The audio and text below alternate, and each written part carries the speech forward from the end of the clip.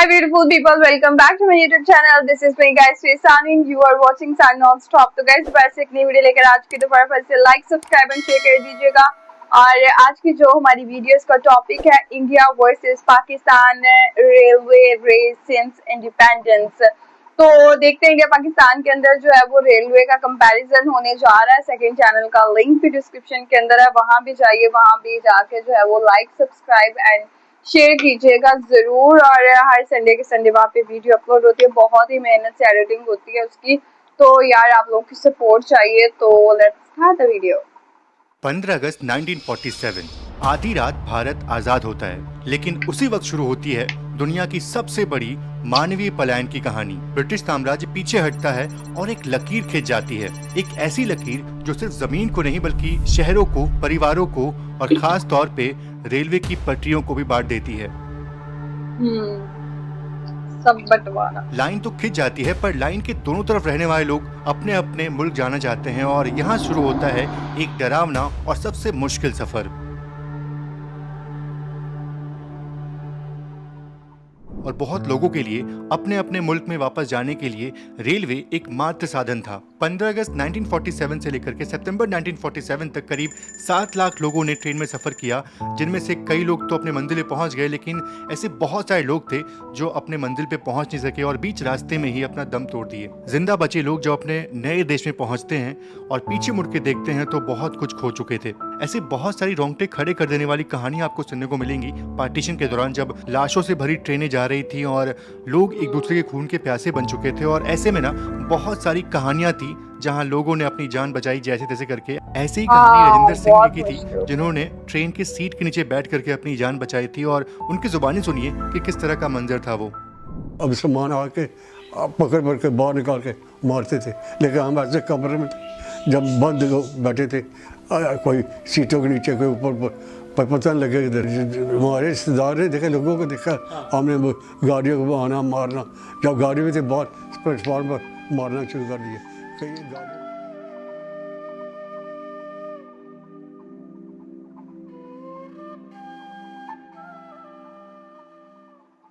विभाजन से पहले भारतीय रेलवे दुनिया की सबसे बड़ी रेलवे प्रणाली में से एक थी, जहां की ट्रैक की लंबाई करीब 66,000 किलोमीटर थी। वहीं हमारे पास करीब 8,500 इंजन थे। रेलवे ब्रिटिश भारत की जीवन रेखा थी जो व्यापार, प्रशासन और लोगों को एक साथ जोड़ती थी। जब देश बटा तो रेलवे बटी और भारत के हिस्से में करीब 55,000 किलोमीटर लंबा रेल ट्रैक आया और पाकिस्तान के हिस्से में आया 11,000 किलोमीटर का रेल मार्ग, जिसमें मुख्यतः पंजाब, सिंध और बंगाल का जो रेल नेटवर्क था वो शामिल था। और इस वीडियो के अंत में बताऊंगा कि हमारी रेलवे यहाँ से कहाँ पहुँच गई और पाकिस्तान रेलवे इतना मिलने के बाद आज किस हालत में है। खैर, बंटवारा तो हो चुका था, लेकिन रेलवे को चलाना इतना आसान काम नहीं था। भारत के लिए तो फिर भी ठीक था, क्योंकि भारत के पास बहुत सारे जो रेलवे के कर्मचारी थे वो रह गए थे, लेकिन पाकिस्तान में बहुत ही कम कर्मचारी बचे थे। और उस टाइम पे भारत ने हेल्प की थी अपने कर्मचारी वहां भेज करके, ताकि पाकिस्तान रेलवेज को कम से कम वो आगे बढ़ा सकें। लेकिन ये सब बहुत दिनों तक चल नहीं पाया, क्योंकि आज़ादी के सिर्फ कुछ महीने बाद ही पाकिस्तान ने जम्मू कश्मीर पे हमला कर दिया ताकि वो उस हिस्से को हड़प सके। अब ये सब करने के बाद जाहिर तौर पे पाकिस्तान से हमारा संबंध खराब हुआ, जिस कारण से जितने भी स्टाफ और कर्मचारी थे वो सभी वापस भारत आ जाते हैं। और ऐसे में अब पाकिस्तान के पास बहुत ही लिमिटेड कर्मचारी बचते हैं उनकी रेलवे को ऑपरेट करने के लिए। अब यहाँ से पाकिस्तान को खुद अपने दम पे खड़ा होना था, बिना किसी पर्याप्त संसाधनों के। 1951 में भारतीय रेलवे का राष्ट्रीयकरण होता है और लगभग इसी टाइम पे पाकिस्तान रेलवे का भी राष्ट्रीयकरण होता है, जहां पे उनका वेस्टर्न पाकिस्तान रेलवे और ईस्टर्न पाकिस्तान रेलवे फॉर्म होता है। तो जो आज का पाकिस्तान है वो वेस्टर्न पाकिस्तान रेलवे था, और जो उस जमाने का बांग्लादेश यानी कि पाकिस्तान का हिस्सा था, उस टाइम पे वो ईस्टर्न पाकिस्तान रेलवे था। 1954 में जब भारतीय रेलवे इलेक्ट्रिफिकेशन की तरफ बढ़ रही थी, तब उस टाइम पे पाकिस्तान रेलवे प्योर डीजल की तरफ बढ़ रही थी। वैसे अनडिवाइडेड इंडिया में हम ऑलरेडी इलेक्ट्रिफिकेशन कुछ हिस्से में कर चुके थे, जहां पे WCP-1 एक ऐसा लोकोमोटिव है जिसको हमने स्विट्जरलैंड से इंपोर्ट किया था, उसका यूज करते थे उस सेक्शन पे। और ये वही वक्त था जब भारत ने अपने खुद के लोकोमोटिव मैन्युफैक्चरिंग यूनिट की नींव रखी थी और वेस्ट बंगाल में चितरंजन लोकोमोटिव वर्क्स की शुरुआत हुई थी। इसके बाद मद्रास यानी आज के चेन्नई में इंटीग्रल कोच फैक्ट्री का शुभारंभ हुआ, जहाँ पे हम खुद का अपना कोच बनाना शुरू कर चुके थे। यहाँ आज़ादी के करीब एक दशक बाद इतना सब कुछ बना लेते हैं, वही पाकिस्तान उस वक्त भी अमेरिका और इंडिया के दिए हुए इंजन इस्तेमाल कर रहा था। भारत में 1957 में RDSO यानी कि research design and standard organisation का जन्म हुआ। वो बना जहाँ पे हम रेलवे में नई टेक्नोलॉजी जो है वो शामिल करने लगे और अब ना हम बाहर के टेक्नोलॉजी पर निर्भर नहीं थे, यहाँ पे हम खुद की अपनी टेक्नोलॉजी जो है वो तैयार कर रहे थे। की कमी की समस्या को सुलझाने के लिए एक संस्था बहुत काम कर रही है। संस्था का नाम है अनुसंधान अभिकल्प और मानक संगठन भारतीय रेलवे। चितरंजन लोकोमोटिव वर्क्स के बनने के कुछ ही साल बाद 1961 में हमने अपना पहला इंजन वहां से निकाला जो कि WCM5 था और इसका नाम लोकमान्य रखा गया। यहाँ पे हमारी भारतीय रेलवे नई नई टेक्नोलॉजी ला रही थी, खुद के दम पे खड़ा हो रही थी। वहीं पाकिस्तान में इसका ठीक उल्टा हो रहा था। वहाँ पे युद्ध के बारे में विचार किया जा रहा था, जिस कारण से 1965 में पाकिस्तान फिर से हमारे देश पे हमला करता है, जिस कारण से हमारी जो रफ्तार थी वो थोड़ी सी कम होती है। लेकिन ये रफ्तार बहुत देर तक नहीं थमी रहती है और 1969 में नई दिल्ली से कोलकाता के बीच हम देश की पहली राजधानी एक्सप्रेस चलाते हैं जो करीब 120 किलोमीटर पर आवर की रफ्तार में चली थी। और इस तरह की ट्रेन चलाने का सपना फिलहाल पाकिस्तान अफोर्ड नहीं कर सकता था। पाकिस्तान अभी भी इम्पोर्ट और इंजन्स के भरोसे था, जिस कारण से उनका जो रोलिंग स्टॉक था वो दिन प्रतिदिन डिग्रेड होता गया और उनकी रेलवे जो है उसकी हालत खराब होती गई। और 1970 में उनका पहला कैरेज फैक्ट्री इस्लामाबाद में खोला गया, पर वो भी एल्स्टॉम के हेल्प से, और वहाँ पे मोस्टली असेंबली का काम जो है वही होता था। वहाँ पाकिस्तान अभी भी दूसरों पर निर्भर था और यहाँ पे हम अपना खुद का इंजन और कोच बना ही रहे थे।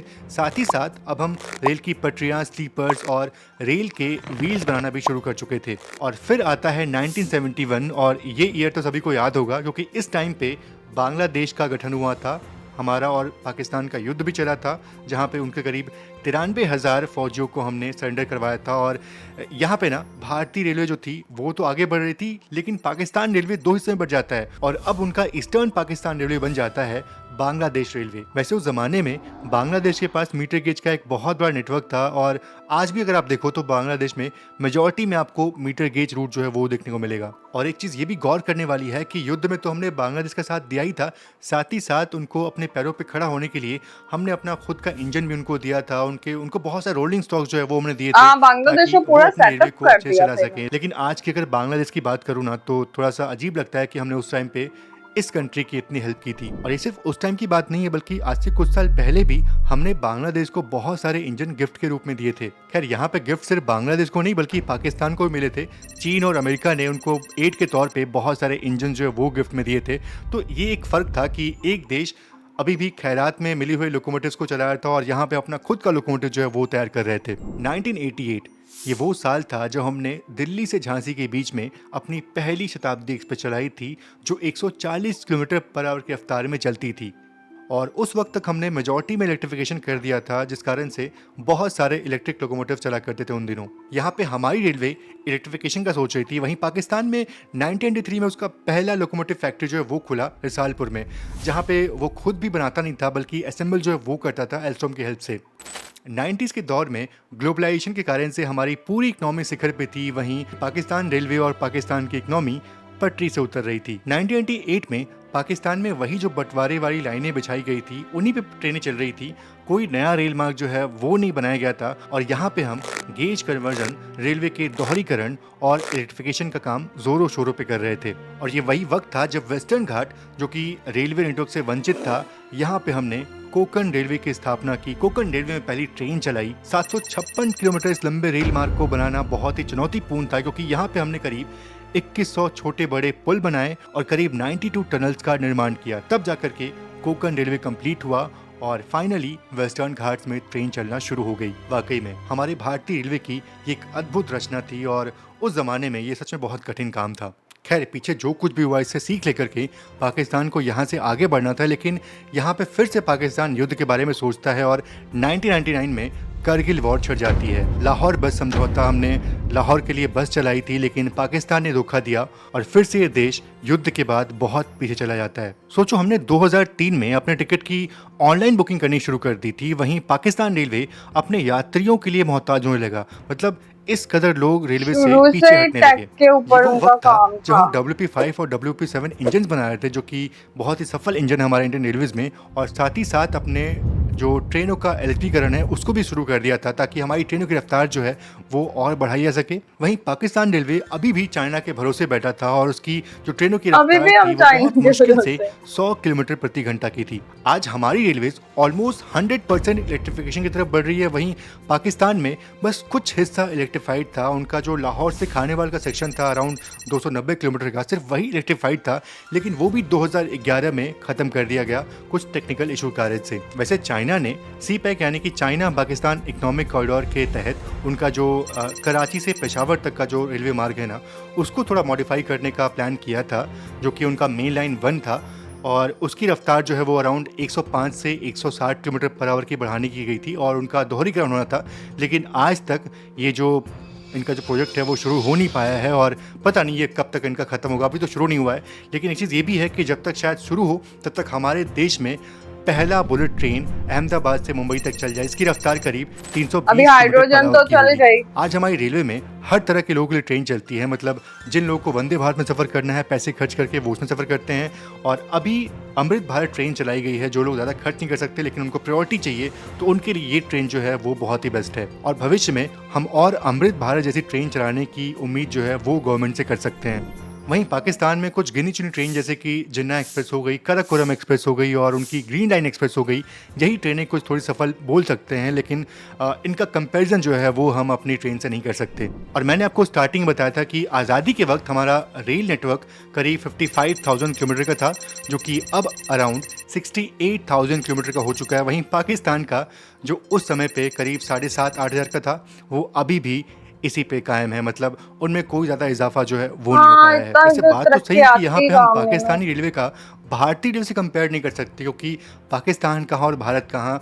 तो यहाँ पे अगर मैं उसके जो हम सफ़र है, जो उसका दोस्त है टर्की से अगर कंपेयर करता हूँ, तो यहाँ बिल्कुल अच्छा कंपैरिजन होगा। यहाँ पे पाकिस्तान और टर्की का जो लैंड एरिया है ना, वो ऑलमोस्ट सिमिलर है। लैंडफॉर्म एक जैसा है, मतलब नदियाँ हैं, पहाड़ हैं, लेकिन इसके बावजूद भी जो टर्की का रेल नेटवर्क है वो पाकिस्तान से करीब 10,000 किलोमीटर लंबा है।